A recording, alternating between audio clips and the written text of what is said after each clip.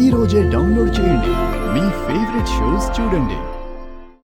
ఏటన్నయ్యా ఏటలా సూత్తూ ఉండిపోయినావు?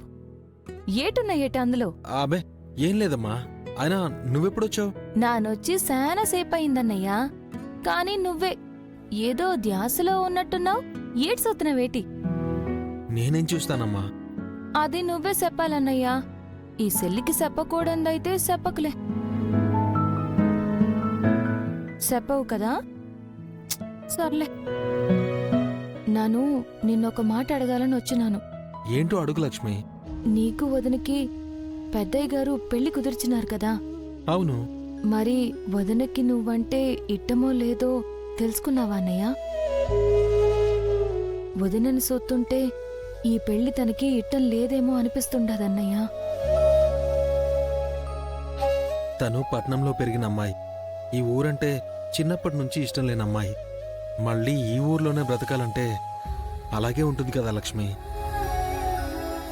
కానీ చాలా తక్కువ టైంలోనే అన్నీ సర్దుకుంటాయి. అట ఎట్ట చెప్తున్నావన్నయ్య? అసలు వదిన గురించి నీకెట్టా తెలుసు?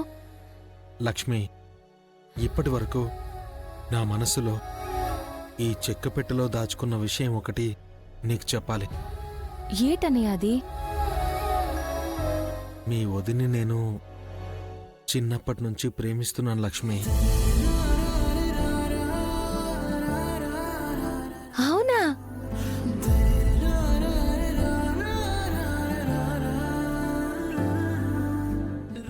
వదినేమో పట్నంలో ఉంటది, నువ్వేమో ఊళ్ళో ఉంటావు.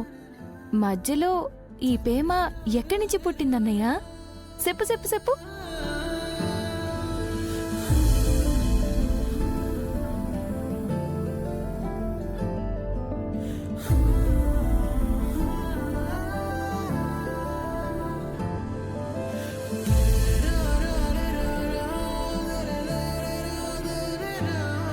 అప్పుడు మీ వదినకి 5వ ఏట అనుకుంటా.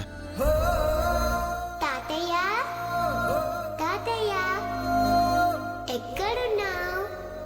నిన్ను నేను పట్టుకుంటా. ఇక్కడున్నా తాతయ్య, ఇక్కడ నువ్వు నాకు దొరికిపోతావు. తాతయ్య, తాతయ్య.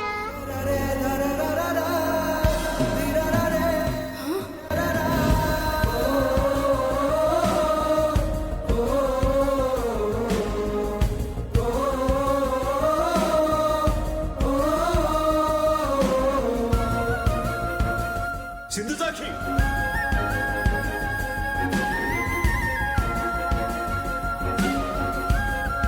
అలా మొదటిసారి మా ఇద్దరినీ కలిపింది ఈ రిబ్బన్.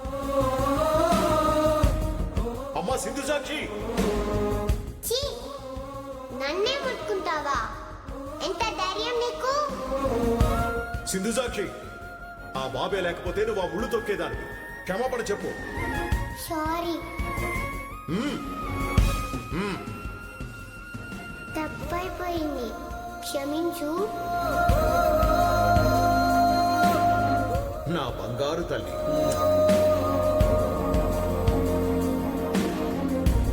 ఆ రోజు తనకి ముళ్ళు గుచ్చుకోకుండా నేను కాపాడాను. ఆ మొదటి చూపులోనే మీ వదిన మీద నాకు ప్రేమ మొదలైంది.